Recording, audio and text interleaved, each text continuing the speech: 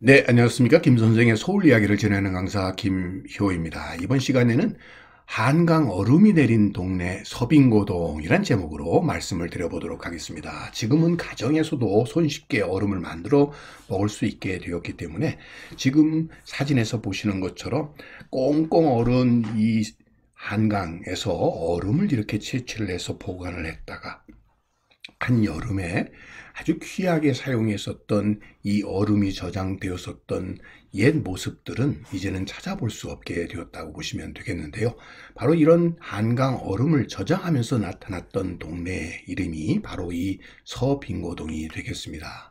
자, 이렇게 한강에서 규격대로 얼음을 채취해낸다는 것 자체도 쉬운 일이 아니었겠습니다만 이것을 잘 보관해서 아주 한여름에 기묘하게 쓸 수 있었던 이러한 전통들이 이어져 왔던 것이 오래전 일이 아닙니다만 1950년대만 하더라도 이미 한강이 오염되기 시작했기 때문에 천연으로 이렇게 얼어졌던 얼음이라고 하는 것이 건강에 위험하다, 보건에 위험하다, 대장균 등이 검출되고 있기 때문에 노란 물감이 들어져 있는 식용 얼음이 안전하다고 하는 얘기가 이렇게 보도될 정도로 1975년 이후에는 한강에서 얼음 채취 자체가 완전히 사라져 버렸다고 볼 수가 있겠습니다. 자, 20세기 들어서서 1910년대의 부산 군산 같은 항구 도시의 경우는 이 수산물을 가공 유통하기 위해서 제빙 회사들이 만들어졌고 서울에서는 1930년대에 이 인공빙이 제조되기 이전에는 경성천연빙 회사니 조선천연빙 회사 같은 것이 전체 제빙의 대부분을 이렇게 독차지했었다고 볼 수가 있겠고요. 특히 1960년대까지 인공빙에 비해서 가격이 저렴했었던 천연빙이었기 때문에 음식 보관용으로 이렇게 사용이 되어 왔었던 것이 한강의 얼음이었다고 보시면 되겠습니다. 자, 이 사진에서 보시는 것처럼 이렇게 한겨울에 얼음을 캐내서 이거를 이렇게 운반하는 어려운 과정들을 거쳐서 이 한여름에 사용될 수 있는 얼음을 이렇게 저장했었던 것이다 보니까 얼음 자체가 대단히 귀한 것이었다고 볼 수가 있겠죠. 자, 이렇게 우마차에 실어서 내던 당시의 모습들을 담은 사진들은 이제 옛 추억이 되어버리고 말았는데요. 그러나 이것이 워낙 귀한 것이다 보니까 국가 차원에서 엄격히 관리가 되었었던 것이 바로 이 얼음이었다고 볼 수가 있겠습니다. 우리 역사에서 이 얼음이 보관되기 시작했다는 것은 삼국유사의 신라 유리왕 때에 얼음 저장 창고가 지어졌다라고 하는 기록으로부터 시작된다고 볼 수 있겠는데요.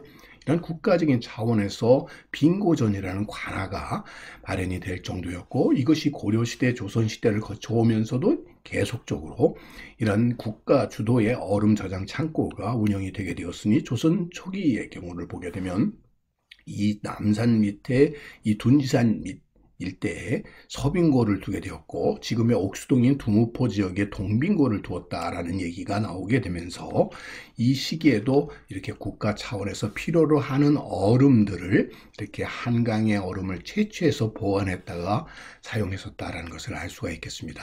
자, 석빙고라고 하는 것을 통해서 보시다시피 돌로 이어 얼음을 보관하는 창고가 있었다라고 하는 것을 지금 경주에서 이렇게 확인해 볼 수가 있겠는데요. 조선시대의 경우를 보게 되면 궁궐 내에 내빙고가 있게 되고 또 관청 소속으로 또 동빙고와 서빙고가 있었는데 특별히 동빙고에 비해서 서빙고가 훨씬 그 규모가 컸었다라는 얘기가 되겠고요.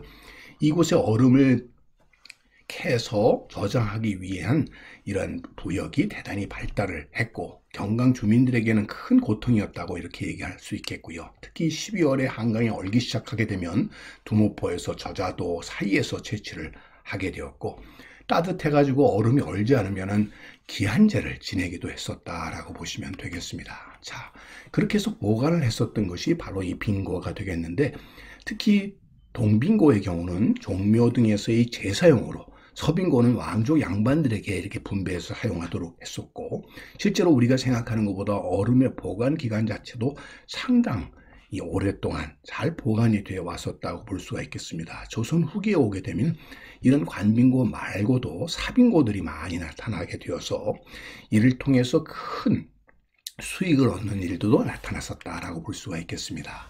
자, 그래서 두목포 일대의 저희 동빙고와 더불어 오늘날의 서빙고동 일대의 서빙고가 한강을 끼고 있었고 이를 위해서 얼음 신에게 제사를 지내는 이런 사한단도 마련이 돼 있었다고 보시면 되겠고요. 동빙고가 지금의 옥수동 지역에 있다가 16세기 초에 이 서빙고 지역으로 옮겨오게 되었다라고 보시면 되겠고요. 그 결과로 이 서빙고리와 옆에 동빙고리가 있는, 그래서 빙고동이라고 하는 것, 서빙고동이라고 하는 것 자체가 바로 이 동서빙고가 함께 있는 동네라고 하는 얘기가 되겠습니다. 그런 의미에서 서울 한강을 끼고 대표적인 빙고가 있었던 동네가 오늘날의 서빙고동이다, 이렇게 얘기할 수가 있겠네요. 그러다 보니까 이 붉은 당들이 동빙고 윗동네, 아랫동네에도 또 이 서빙고에도 붉은 당들이 존재했으니, 붉은 당이라고 하는 것 자체가 이렇게 마을의 부귀의 원천이 되는 것이 얼음이고, 이 얼음이 잘 녹지 않고 잘 보관이 될 수 있도록 바라는 마음에서 빌었었던 하나의 기도처가 오늘날까지 붉은 당 신앙으로 이렇게 이어져 왔었다라고 보시면 되겠습니다. 자, 이 지역에 서빙고가 있었다고 하는 표지석을 지금도 이렇게 해서 확인할 수 있고요.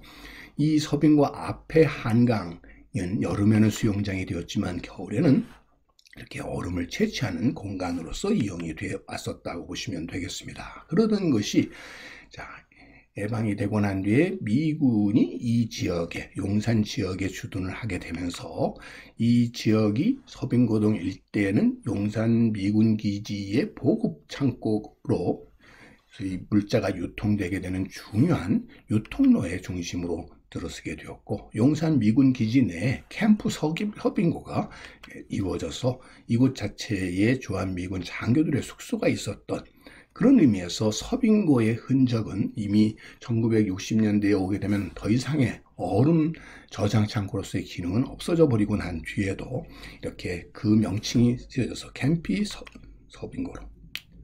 서빙고로 이렇게 남게 되었고, 그 결과로 동서빙고가 있었던 서빙고동의 흔적들은 이런 지명으로 남게 되었을 뿐만 아니라 1905년 이래로 경원선이 놓여지게 되면서 그 간이역으로서 자리를 잡게 되었던 서빙고역은 이렇게 많은 유치선들이 소위 노선이 놓이게 되었다는 것을 통해서도 서빙고역의 위치가 상당히 당시로서는 중요한 물류의 중심을 이루었었다는 것을 확인해 볼 수가 있다라고 보시면 되겠습니다. 오늘날의 이 서빙고역은 그런 의미에서 다른 역에 비해서 그 규모가 대단히 큰 규모로 지금도 남아있게 된 것 또한 이곳 자체가 갖고 있었던 이 철도 물류 유통의 중심 기능을 이 서빙고역이 예전의 얼음 저장 창고로서의 그 기능을 이어받아서 오늘날까지도 그 기능이 이어져 오기 때문이 아닐까 싶습니다. 그런 의미에서 한강에 얼음이 나온 동네,